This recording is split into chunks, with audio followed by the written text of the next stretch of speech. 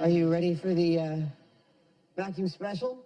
The Heinemann abhors a vacuum.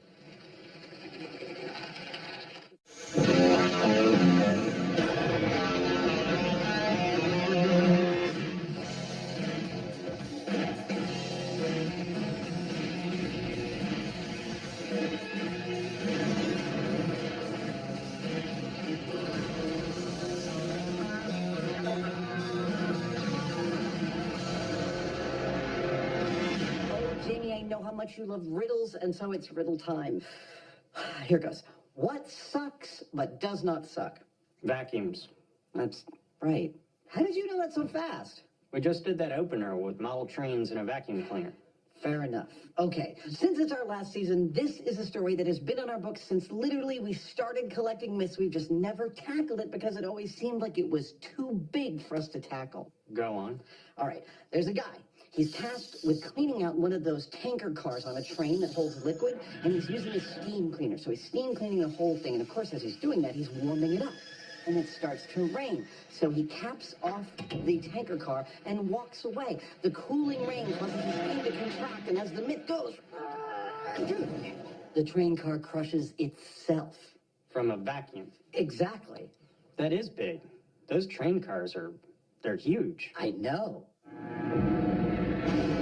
After more than a decade of detonations, totaling over 900 explosions, for the first time, the MythBusters are tackling an implosion. And to do justice to this impressive long-running record, this is going to be cool. They'll be focusing an entire episode on this one supersized story. I mean, look at this. This is going to be the biggest production we've ever undertaken on this show. Causing vacuum violence on a massive, unprecedented scale. It's gotta go! But first, some shop-sized science. An imploding tanker car. How could this happen? Tanker cars are giant, 70 feet long, 15 feet high, thick steel casing meant to contain things like fuel, even in case of a derailment. How could something like that spontaneously implode and crush itself? Well, if it did, in fact, happen, it had to do with pressure and pressure differential. I'm getting ahead of myself. Let me show you with this metal can. If I take this thin metal can and seal it, and then hook a vacuum pump up to it and start pumping air out, we understand what will happen. It will crush itself. Whoops. But how could something like that happen without the action of an outside vacuum pump? Let me show you. Now I'm about to perform a critical action in this experiment, and that is to take a little bit of the hot water and pour it into the can. Because in the original myth, the tanker car had been steam cleaned inside and out. Now I'm about to initiate an implosion. First thing I do is cap the can. Now fully capped, this vessel was full of steam and air that was heated to its boiling point. Now that air is rapidly cooling. As it's cooling, they're creating a negative pressure inside the can. Yep, and that's the whole ballgame. A difference in pressure. Filling the container with steam pushes out the air. But if the vessel is sealed while it's still hot, and then allowed to cool, the steam condenses, and the internal pressure drops, meaning the now much greater external pressure pushes in on the surface. And that's bad news for the can. Oh, there we go. There we go. Oh, it's actively moving. Look at that.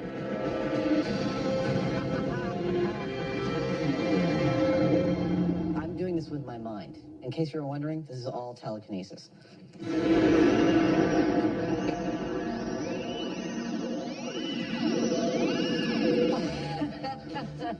Mind games aside, the scientific principle is clearly sound. Now, it's just a question of scale. We're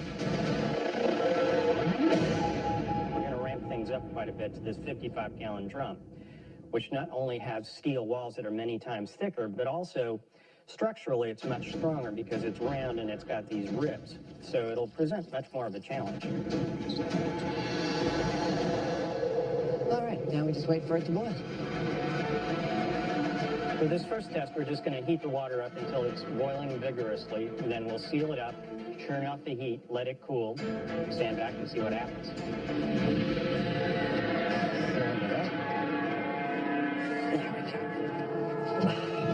Now that it's sealed, a pressure differential can develop, and the wait begins for the steam to cool and condense. That kind of makes me nervous. If this sturdy steel barrel collapses, confidence will be high that the full-scale tank car can also crumple.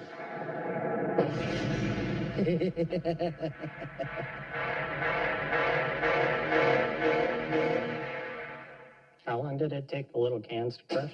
Those crushed very, very quickly. I'd imagine they're not structurally near as strong. Now, I think it's going to be one big catastrophic kind of thunk. It's going to sound like hitting it with a baseball bat.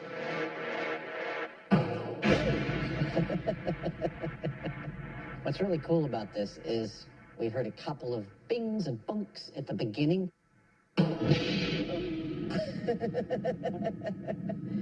This is killing me.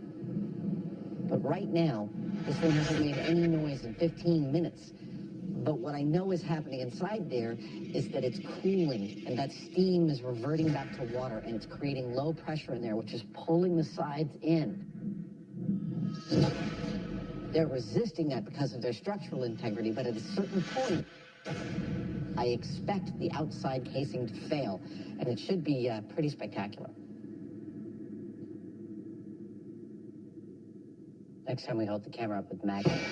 There you go. Wow! You can feel that. Woo! That was so cool.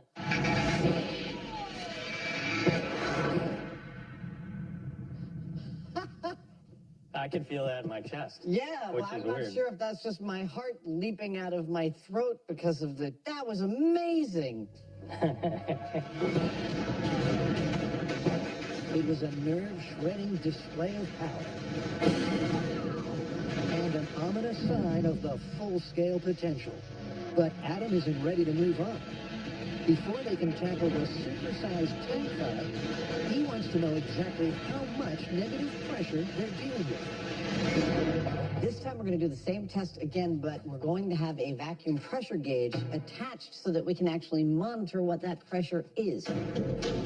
We will also be timing how long it takes to cool down and monitoring the temperature with an external thermocouple. That's a fancy way of saying thermometer. All right, it's bouncing between 193 and 195. We'll be logging all of this data as this thing cools down, builds its negative pressure. Okay, timing starts now. And the vacuum gauge is already moving. That's awesome. And eventually crushes, in the hopes that we'll be able to apply what we learn here to a full-size thing eventually. Yep, and because The only difference between screwing around and science is writing it down. Adam plots the increase in negative pressure measured in mercury Right now it's just at 3 inches of mercury, against time and temperature. 6 inches HG. How much of a vacuum will crush the can is unknown. But quantifying the failure point is the first step to understanding the process. I like linear data. I'm partial to exponential curves myself. So the more data we gather from this as it cools down and eventually crumples, the better equipped we are to deal with contingencies out there in the field. Oh! Ho-ho! That was just at 16 inches of mercury. These These implosions are fascinating. There's a slow, intense buildup of pressure differential, and with no warning. But what did we learn? Well, it took 8 minutes for the steam to cool, which dropped the pressure to minus 16 inches of mercury. Considering that 30 inches of mercury is a full vacuum, that's significant. Cool sounds. And that's just from heating a little water in the drum. What happens when we introduce a high-powered steam cleaner into the equation? Temperatures climbing fast. Coming up on MythBusters. That's awesome. Not only is this Without a doubt, one of my favorite small-scale experiments we've ever done. Whoa! the story is on track to be the biggest logistical challenge they've ever tackled. Holy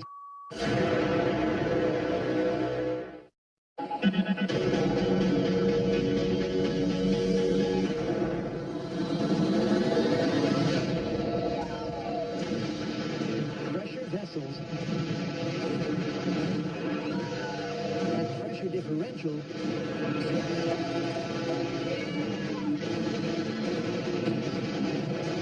are familiar themes the MythBusters hold dear to their physics-loving hearts.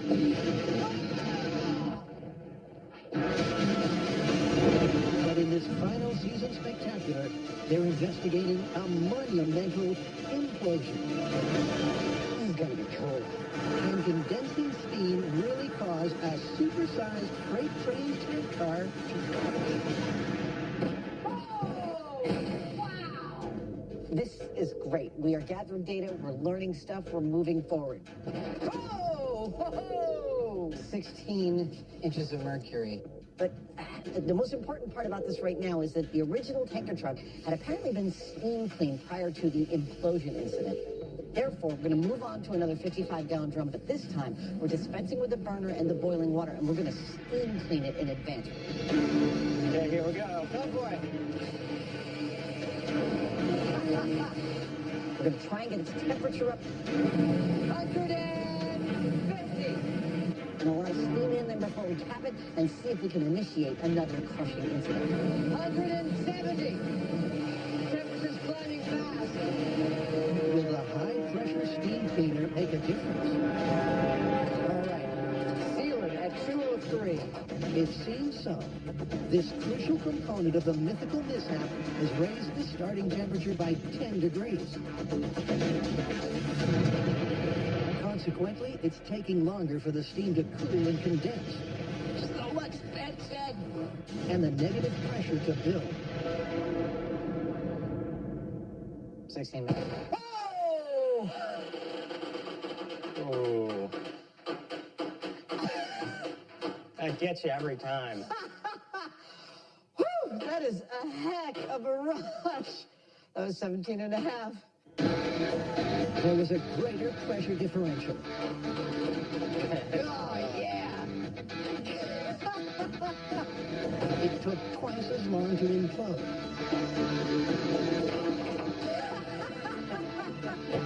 And appeared more violent. It's actually collapsing a lot more than the other one did. I think we put more energy in the system with a higher temperature and the steam. Yep, more heat means the steam has more kinetic energy. And faster water molecules create more pressure. Yeah, look at that. Look at that. That is completely crushed. So when the steam condensed in the capped container, the eventual pressure differential was greater. And the drum took even more of a beating. But behind the scenes, problems are afoot. Okay, keep very quiet. We don't often show you this part of the show, but this is where the magic happens. This is our production office, and those are our producers that find the impossible to find stuff that Jamie and I need to use in episodes. This is the team that has found us things like a 747, RPGs, or calling the FAA to get us permission to drop a car from a helicopter. But right now, this might very well be Mission Implosion Impossible, but we'll give them a couple more days. So what is it we need exactly? Well, obviously a tank car, one that's been decommissioned and yet is still structurally sound. That's hard enough, but we also need a place to implode it. That implies tracks to run it on and a location remote enough that we can safely control that implosion involving millions of pounds of force and thousands of pounds of steel without hurting any people or infrastructure. And the two of those together are the reason we have never tackled this myth before. With the production office facing long odds and a short deadline, Jamie and Adam get busy drumming up more data. So what else can these barrels tell us that'll help us out in the field? Well, shape and geometry are critical when it comes to pressure vessels. And so we're going to build a more accurate scale version of our tank car cylinder and see what difference that makes. Will the elongated cylinder of an accurately scaled tank car crush more or less easily? To find out, Jamie has been busy welding while Adam whips up some wooden wheels. Almost there. And gets back to his special effects roots. There we go. I'll be much happier when our experiments work the part. Ah, awesome. As before, they simulate the steam cleaning process. Great for our skin. Until the temperature maxes out.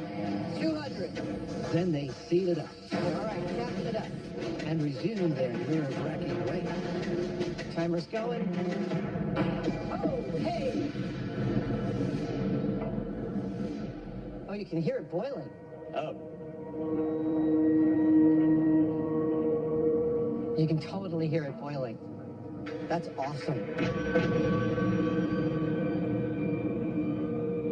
I can't help but think that this would be weaker because of the lack of any bulkheads down the length of it.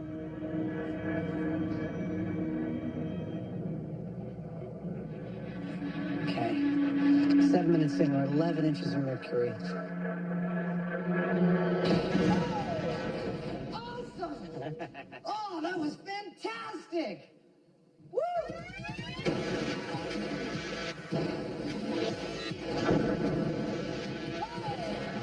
Oh, that was fabulous! That is awesome! You were right, it was weaker. It failed at a lower negative pressure than the previous one. Another spectacular implosion. The accurately scaled form failed faster and under less pressure. That's just awesome.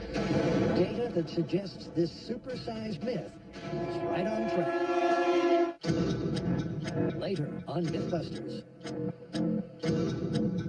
The tension tightens. Will the tank car or hosts crack first?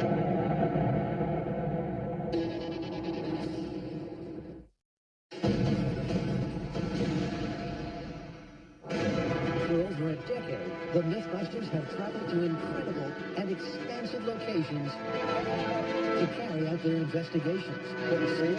Welcome to the White House. They've managed supersized logistical operations of massive proportions. Ladies and gentlemen, 70,000 feet. But in this final season farewell, they're tackling the toughest of them all. Welcome to Oregon, the end of the line for the tall tale of the imploding tank car. After months of prep, sweat, and fears, the team has pulled it off. It's time to stop and roll. If it is indeed possible for a tank car to crush itself, well, then the testing of it is going to be one of the biggest productions we've ever undertaken on this show. That is the biggest steam cleaner you have ever seen. We need not only the tank car and some train tracks, because that's how they get around, but we also need a facility where we can shut down access to those tracks for safety. Let's get to crushing. There's no doubt about the size of the undertaking. And the first piece of this giant experimental pressure puzzle is bringing the heat. This boiler is the heart of our experiment. This is a 2 million BTU fire tube style boiler. Now what's in here is a series of tubes surrounded with water. It obviously is going to heat up that water and it's going to create a head of steam that comes up about here. And that steam is going to be up to around 360 degrees Fahrenheit. That's what's going to heat up our tank car. And here's why the steamer is packing so much punch. Gotta go get some tank cars. It was almost impossible to locate. But in a coupling made in geek heaven, Adam hooks up with the supersized star of the show. I totally get the whole thing about model trains. How cool is that? I had a whole bunch when I was in high school. Hello, ladies.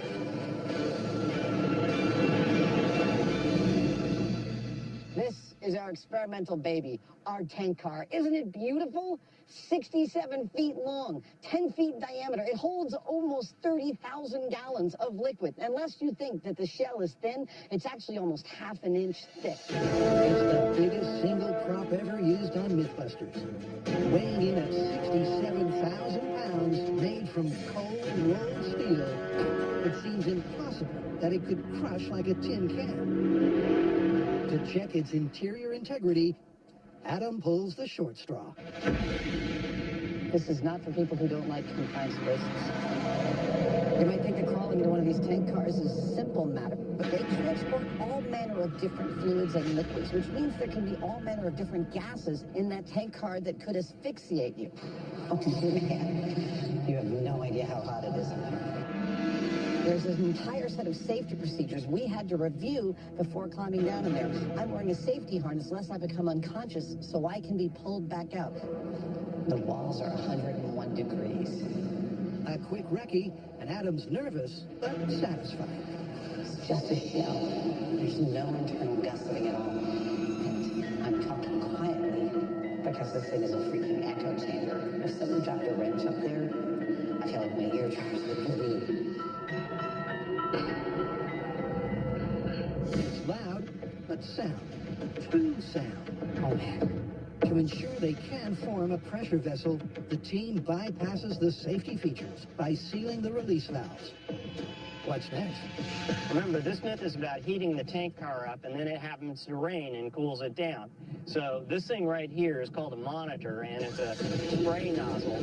We're going to try to adjust the angle and the pressure in such a way, more this way, that we can get as much of an even coverage of the tank car as possible. I'm happy with that. That's a perfect rainstorm.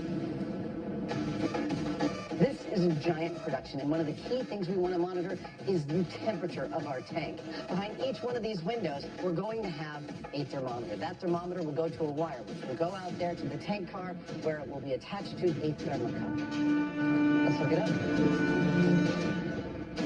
Cool! In addition to temperature, the second crucial parameter is the internal pressure. This is officially the biggest thing I've ever drilled into. Adam plumbs the steel wall and inserts a vacuum gauge.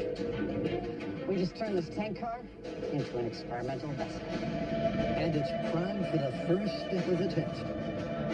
The colossal steam cleaner is fired up. Adam is struggling to take it all in.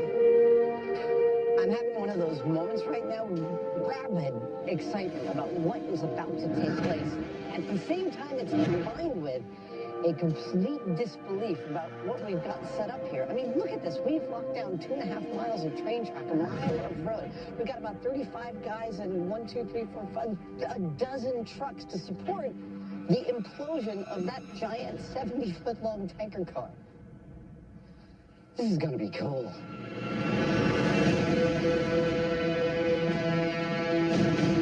So this myth starts with the lonely train car that's just delivered its payload and it's sitting here on the tracks waiting to be cleaned. The cleaning comes in the form of steam. Go ahead and open up the valve and start putting steam in the tank. Piping hot at over 300 degrees, its goal is to remove every last trace of residue from the previous cargo.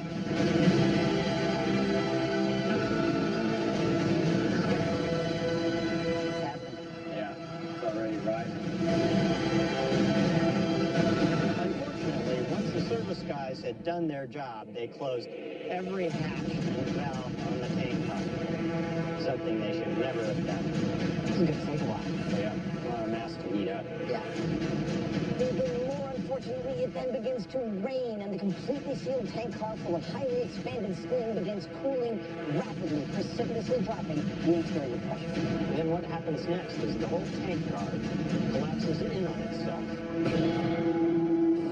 Now, is that going to happen when we replicate all of those story points? We don't know. That's why we're testing it. But we will be monitoring everything from the safety of our bunker.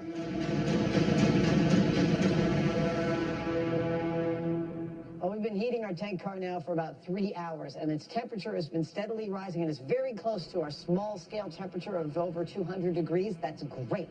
Any minute now, we're going to call it. I'm going to suit up. I'll cap it, get the heck out of its way, and hopefully we'll watch it crush itself. Here we go.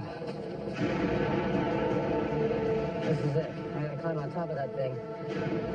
Almost 210 degrees. Shut the top mainway, then I shut the bottom valve. Adam enters the exclusion zone alone and climbs the boiling hot steel.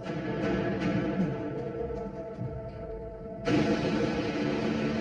has to be fast and careful while he creates a 60-ton pressure vessel. Okay, we're fuel up here on fine floor. Closing the valve now. Valve is closed and de-assing the area. Mission accomplished. It's capped, and the countdown to catastrophe begins. Oh, it's smuggling! Once we get back in the bunker, it's going to be time to make it rain. When things cool down, everything is right on track for the mythical enclosure. All right, fire department, let's make it rain. Copy, making it rain.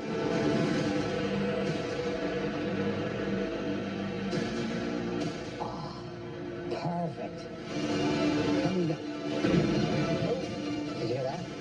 this tank car tall tale terminates with a titanic test of the team's ingenuity and nerves. Man, that thing's so friggin' big.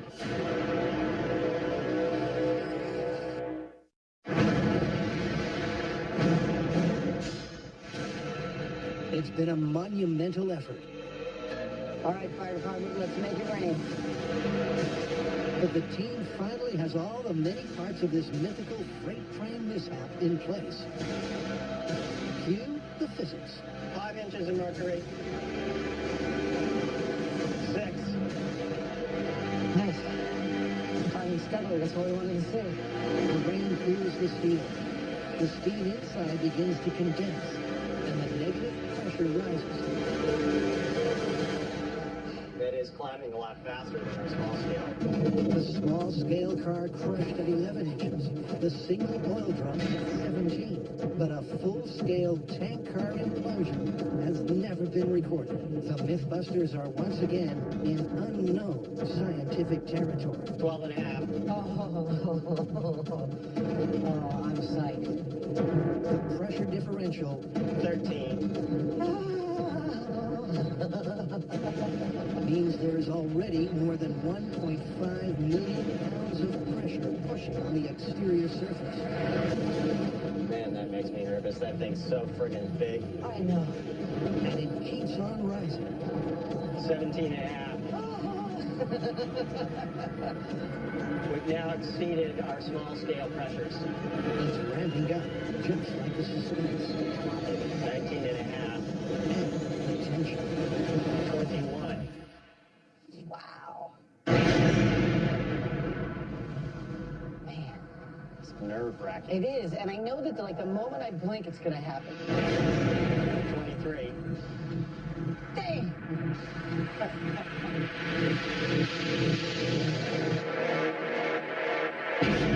25 and a half.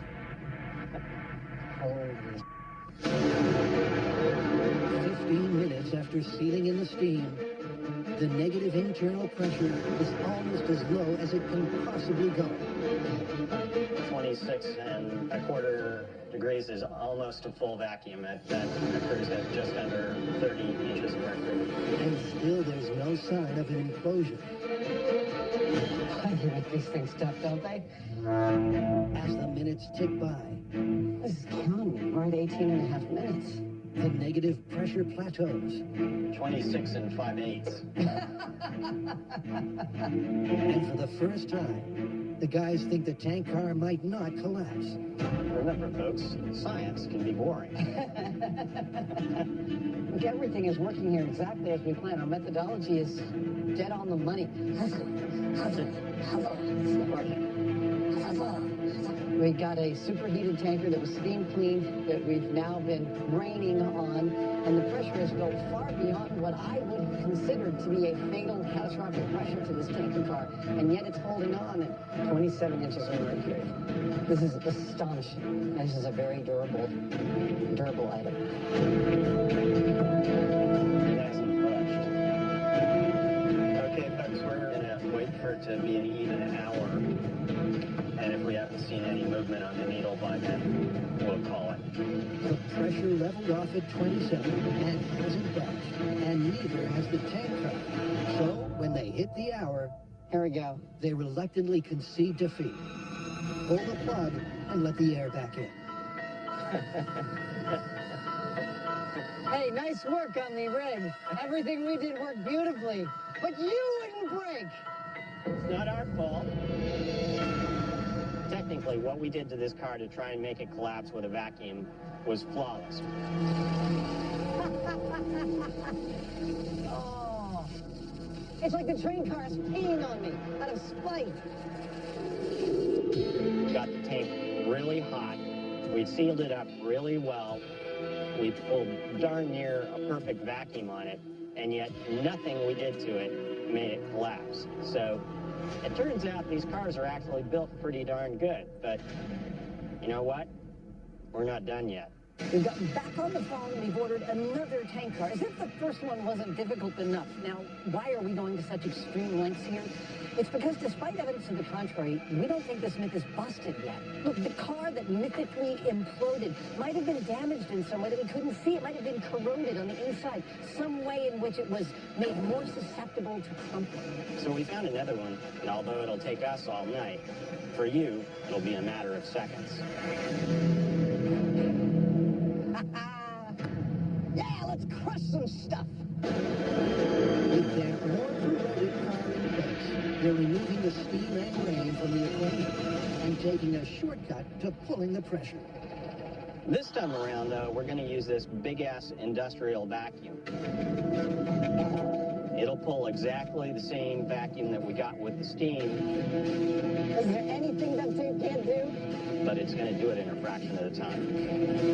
Yet the goal is to match the realistic negative pressure achieved using condensed steam with this giant vacuum cleaner. All right, so you ready? I'm ready. All right, so we have our second worth of prep. A tanker car sitting over there on the track, and our giant vacuum pump is just starting up now. That is a beautiful piece of equipment.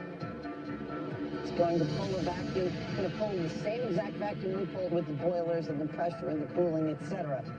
I do not want to take my eyes off of it. Just want to watch it do its thing. Except that you do it in a fraction of the time. Explosion. There's open. That's what I want.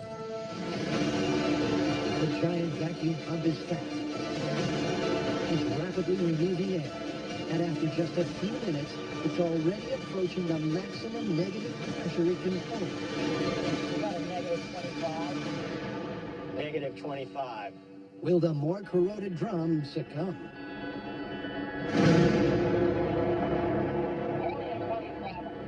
Holding at 27 inches. That's exactly where we were yesterday. Yeah.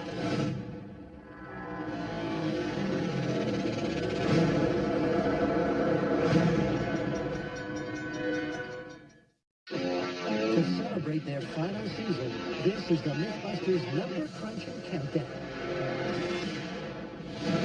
When it comes to supersized stories, it's the stats that reflect the scale. Here's a hit list of the biggest and best. The rocket sled hit 750 miles per hour. This was shot at 17,000 frames a second. A car was dropped from 4,000 feet. The biggest boom was 5,000 pounds of amphibia. And Adam joined the 13-mile-high club when he flew to the edge of space. It's not a bad way to spend your day.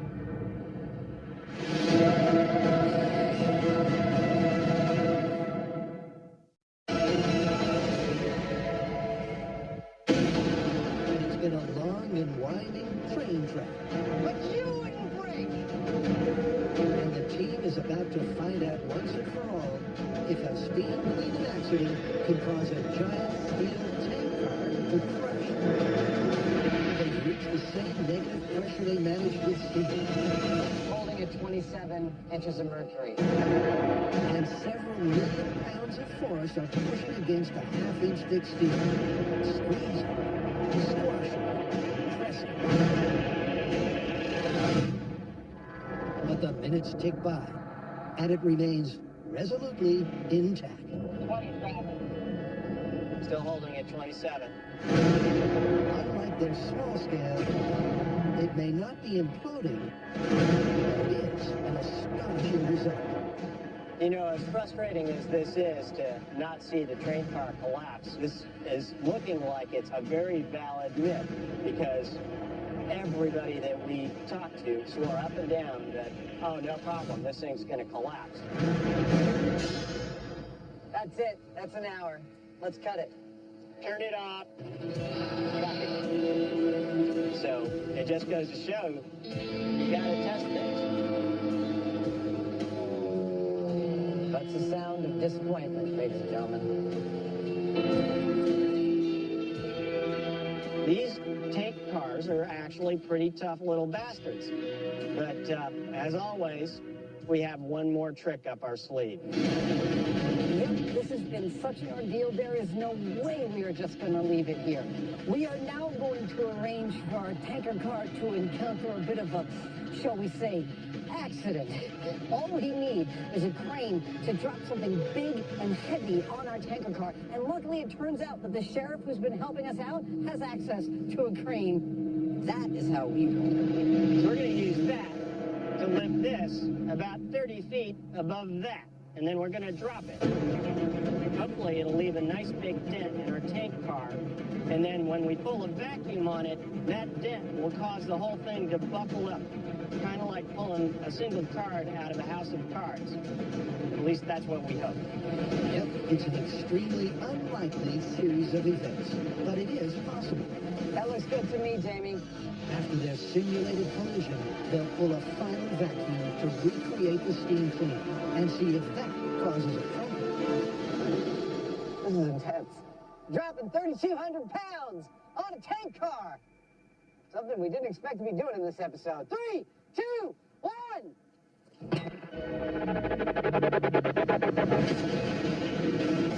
Bullseye.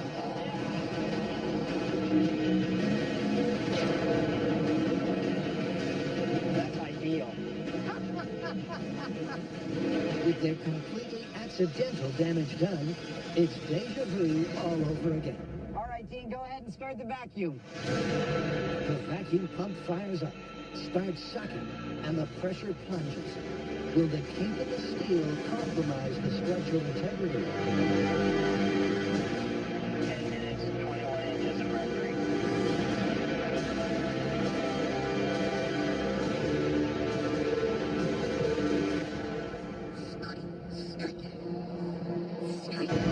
That is a hell of a vacuum pump right there. Yeah. It's also a hell of a dent. It's a perfect dent we made. Yeah. 23 inches.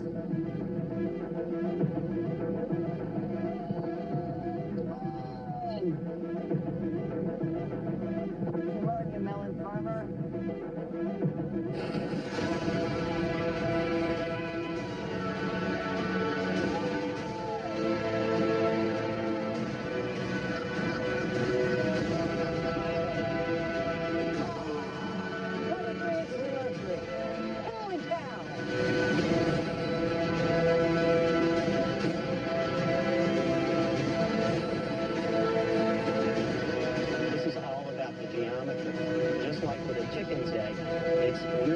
strong and you can't break them in your hand if you squeeze them. But all it takes is one little crack on the side of the frying pan.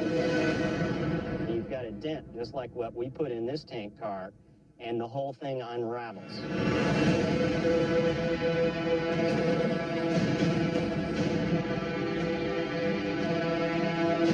Man, look at that. That is beautiful. I've never seen anything quite like that. Something that large and sturdy being deformed like that.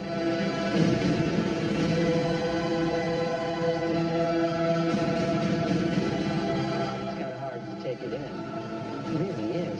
It doesn't seem right somehow. I'm getting that kind of a stale vertigo. Yeah. Yeah.